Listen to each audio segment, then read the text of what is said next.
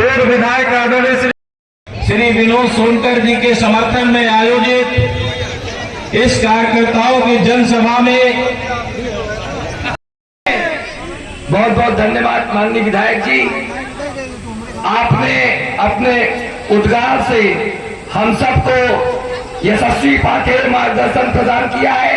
हम सबके बीच में भारतीय प्रभाशंकर पांडे जी से मैं निवेदन करूंगा कि आज इस विशाल जनसभा में हम सबको अपना आशीर्वाद पाठेर प्रदान करें। नरेंद्र मोदी जी को मजबूत करें और स्वाभाविक तौर पर जैसे 3 करोड़ आवास देने के लिए उन्होंने कहा है, ऐसे अनेकों योजनाओं को वो दिन दूनी रात चौगुनी प्रगति के साथ पूरा करेंगे। हम जानते हैं कि महिलाओं के लिए अनेकों प्रकार के काम हुए, हम जानते हैं कि नौजवानों के लिए अनेकों प्रकार के काम। आवाज दे चुका हूं तो दे चुका हूं, अभी भी बहुत लोग बाकी। जब सपा बसपा कांग्रेस की मिली भगत से सरकार चलती थी देश और प्रदेश की, उस समय सर्वे किया गया और प्रधानमंत्री की कुर्सी से हटाना चाहते हैं।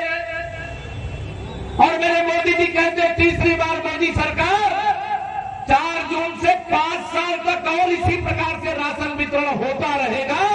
बताइए, मोदी जी को सरकार बनानी है कि ये भ्रष्टाचार के दलदल में डूबे हुए राहुल गांधी और अखिलेश यादव की जोड़ी को मजबूत बनाना है? बताओ किसको बनाना है?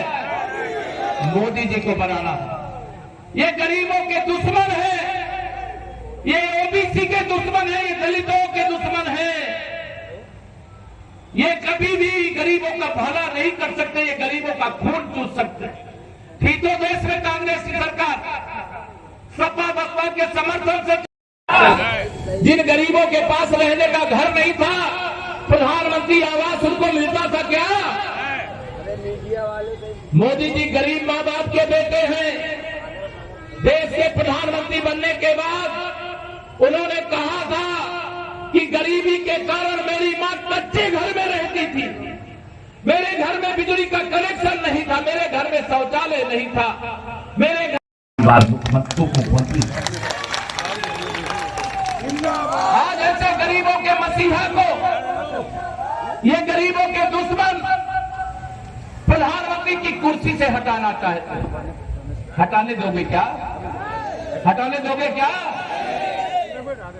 मैं आप सबसे यही कहने के लिए भरवा लिया विपक्षियों ने। 2022 में हम कौशाम्बी से 3 सीटें हार गए। अफसोस नहीं है, चुनाव होता है, चुनाव में हार और जीत होती है, लेकिन कई बार होता है ना, फिर पछताए हो क्या जब चिड़िया चुग गई खेत। आप सबको इसका एहसास होगा। हिंदुस्तान में अपनी पहचान बनाने में कामयाब होता। आज मैं आपसे अपील करना चाहता हूं, 2024 की लोकसभा चुनाव में हमारे प्रधानमंत्री माननीय नरेंद्र मोदी जी को ये समाजवादी पार्टी, इंडी गठबंधन ये स्वप्न देख रहे हैं। भूपेश बघेल जी छत्तीसगढ़ अभी विधानसभा का चुनाव हार करके आए हैं और श्री राहुल गांधी जी अमेठी में 2019 का लोकसभा चुनाव दीदी स्मृति ईरानी से हार चुके हैं। वो अमेठी के भगोड़े हैं और रायबरेली में हार रहे हैं, वहाँ कमल खिल रहा है। कल रायबरेली मैं भी जा रहा हूँ और कांग्रेस का, सपा का, बसपा का यूपी में खाता ही नहीं खुल रहा है। प्रधानमंत्री बनने के लिए आप में से कोई भी मुंगेरी लाल का हसीन सपना देख सकता है, तो भूपेश बघेल जी ने भी राहुल गांधी जी को लेकर के देख लिया है, लेकिन राहुल गांधी जी की कुंडली में प्रधानमंत्री बनने का योग ही नहीं है। अखिलेश यादव ने कहा कि बुंदेलखंड पूरी सीट हार रहे हैं। अखिलेश यादव जी तो 400 जीत रहे थे 2022 में, चारों खाने चित्त हो गए।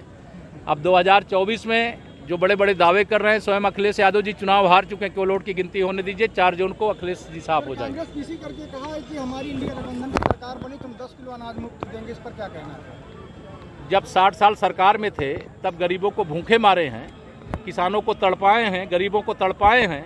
अब जब सरकार में नहीं है तो फर्जी वादे कर रहे हैं। झूठ बोलने की ऑटोमेटिक मशीन है कांग्रेस।